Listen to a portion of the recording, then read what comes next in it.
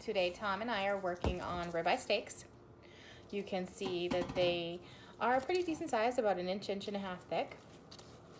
We started this morning by salting them about half a teaspoon each side, and we flipped them to salt both sides. We then stuck them in the refrigerator for approximately 6 hours. This is almost like a shorter version of a dry aged steak that you can do on your own. You don't have to wait so many days. It's easy if you have to do a competition. You can do it in about 4 or 5 hours in a short time, maybe in a cooler or in a Cambro if you have one. We're now going to season with a basic commercial rub from Rec Tec. It's called Heifer Dust. It's got a nice seasoning that goes along well with beef. It could also be used on seafood. You're gonna apply a liberal amount. I would say enough to coat both sides. I'm gonna show you what one would look like when it's done. I'm gonna flip them and season the second side. When you're seasoning, you want to make sure that you're probably about 3 to 4 inches above so you can have a good cover of the meat. I like to have something underneath because I do make a mess when I shake. I'm gonna switch sides so you guys can see me. We're still learning this video thing. It's kind of new to us. We're gonna change it up for 2019. The second set of this video is gonna be Tom. He's going to show you how to grill off these steaks using the Rec Tec Bullseye and a grill grate method that we've grown to like over our grilling.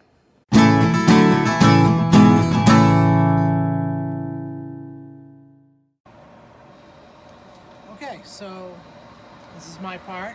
I'm Tom, Kathy's husband. This is the Rec Tec Bullseye. It is pellet grill. Very simple design. Basically, it just has knobs from low to high. It's meant to work just like any charcoal or gas grill. It's the same size as a Weber kettle, 22. Big amount of service space. Lit this up probably at the same time Kathy started seasoning the steaks, which is about half an hour ago. The dome right now says about 600 degrees, and I've got it probably 3/4 of the way on the knob. So my grill grates have been heating up. These things are awesome. They really, one, they help get you those great grill marks, and two, they help prevent flare-ups. So I'm going to throw these on. Each one of these I'm going to put at a 45-degree angle so we can get those diamond marks. You can hear the sizzle as I put them on. So, 2.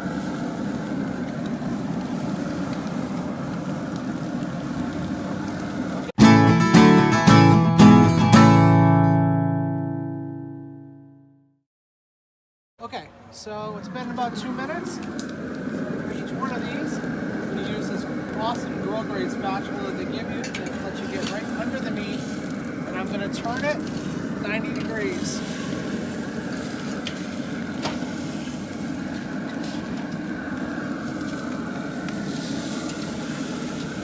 Give it a little bit of a press, just enhance those grill marks.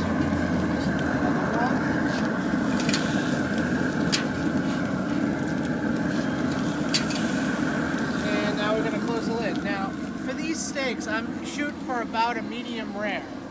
So I'm definitely doing 2 minutes, 2 minutes. Then I'll flip it over. I'll give it another 2 minutes and 2 minutes, and then I'll start checking the temperature. Now, the thing about the grill marks is you really only need them on one side.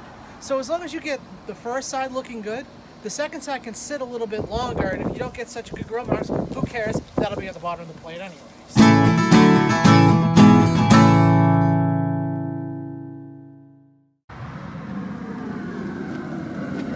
So it's been another 2 minutes. It's time to flip the steaks. Here we go. Fingers crossed. Look at that. Am I at Ross Simon's? Go. 2 for 2. 3 for 3. And crush.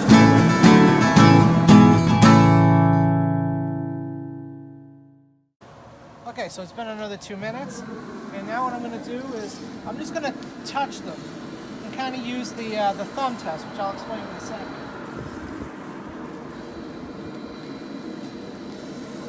feel just about probably rare. They probably need just another minute. And basically, the thumb test is I'm looking for medium rare. So I'm basically looking for the feel between this finger and this finger. If my steak feels like that, that's medium rare. If it feels like this, it's rare. So I'm going with this. I'm also going to check with the thermometer when I think it's ready, and I don't think it's quite there yet. Probably just needs another minute. I'm going to give him a turn just because I like to show off the diameter.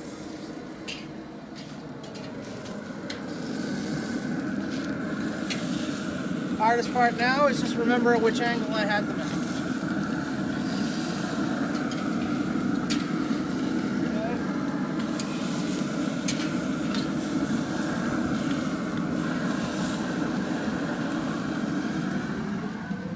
This is the first time that we've actually used this grill. We actually put it together this morning and did the initial burn-in, and we're still talking to each other, so that speaks to how easily this thing actually went together. This thing hasn't dropped down below 550 degrees. Every time I open the lid, it recovers probably within 10 seconds. It's pretty efficient. I'm very impressed with it. I've used Rec Tec products before. I've used the Bull, the original series Bull, and the Stampede, which both have a lot of like smart technology and stuff, and it's awesome for barbecuing, low and slow. You can set things overnight and forget it, but this one really is more for grilling, and it's awesome. I'm really impressed with it. I've been cooking on Weber kettles probably my whole life. And I never thought really anything would be better than that, but this gives you all the features that a Weber kettle has, but it's also, it's got the hopper and it's got the pellets. You don't have to mess around with charcoal. You don't have to light a chimney, dump things in. I have to say I'm pretty impressed by it. Okay, so now we're gonna go and we're gonna give you a check. We're gonna actually use the old thermopen here. We're gonna check now. You can't really go in to check a steak. That won't work. What you need to do is go in from the side. So what I like to do is lift it off the grill, put it down, and then we're gonna go in from the side here. And we're shooting for maybe about 125. And so you can see we're still probably 5 degrees away. So again, we'll give it another 45 seconds to it. And I can jibber jabber on for that. Back on the grill they go, down on the lid. It's probably going to be about 8.5 minutes altogether. But you like to start checking around 6. If you like a medium, then you can go a little higher. Or what you can do is you can pull them off at medium rare and then put them in foil and let them carry up the rest of the way. Anything over medium to me is not worth eating.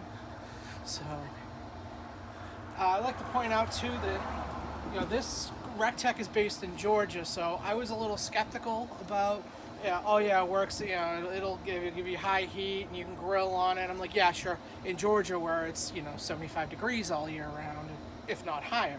Well, it's we're in New England, second day of winter. It's probably about 42 and windy.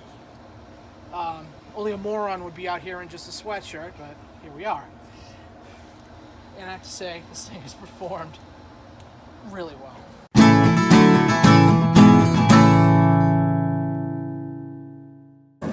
Okay, so it's been another minute. We're now at 127, 128. That's perfect. So we're going to take them all off the grill.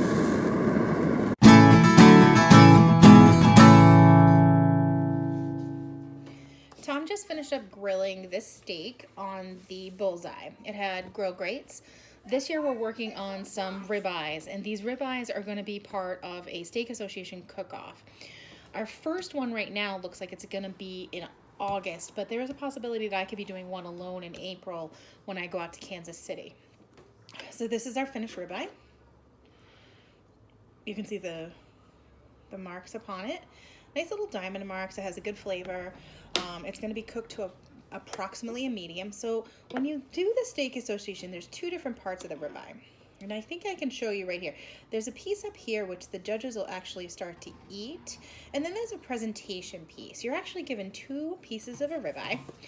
And the ribeye is then presented. You have 1 tester, and then you have 1 that you show the judges.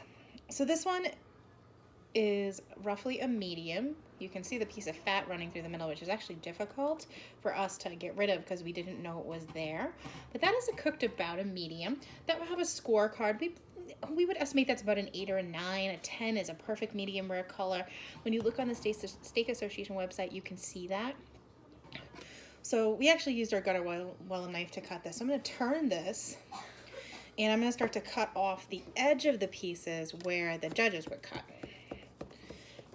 And this is where the judges would get the piece to check on your tenderness, your flavor, some of your doneness skills. So I'm going to start to cut this. And the Gunner Wellham knives have several different handles. Right now I am using the lightning cut, which is more of a plastic handle, but for me, the handles are nice, a grasp when I'm working on something like that's greasy. They have a pro cut handle, which is much like this. This is an average steak knife that's serrated. So I cut down, this would be cut into several pieces. And then a judge would do the score based on the presentation that I just showed you and the taste and the tenderness based on a scoring system that they have been trained on through Steak Association. So this is a piece. So it has a bold flavor from the heifer dust that comes from Rec Tec. There's also a little bit of a nutty flavor that comes from a little bit of a pellet smoke, but you can replicate that on any grill that you have. So if you have a Weber, you could add some wood. I would suggest possibly wood shavings or maybe some small wood chunks. If you have something like a searing station that comes from Humphreys, you would want to use maybe 2 or 3 small pieces, 1x1 squares that you can put on the outside of your coals, not to really burn with wood because that's a charcoal cooker. The key to this is really from the grill grates.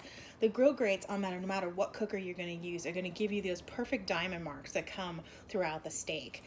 This is where you're going to get your medium rare, this is where you're going to get your rare, this is where you're going to get your doneness, because those grates get you up over 650 degrees and get a perfect sear, so you can get those diamond marks by turning them with the grill fork that comes with. Grill Grates also sells a wide range of accessories, including a fork with a tong, some tongs. They have some other accessories that can go by grill. So for example, on the Bullseye that we just tested for Rec Tec that they asked us to, there's a rounded edge. With the searing station for Humphreys, you have a rectangular edge that really kind of fits perfectly into that searing station that Humphreys has. You can get an adapted one for Weber 22s and 18s that allow you to cook multiple things. This is good for burgers and steaks. So today this was our conclusion of the Rec Tec Bullseye when it comes to grilling steak. There'll be more of these videos trying out different types of grills to grill a steak. There is no right or wrong. We are very partial to more of the Humphreys family, but that doesn't mean that the Bullseye isn't a bad option for you. Have a great day.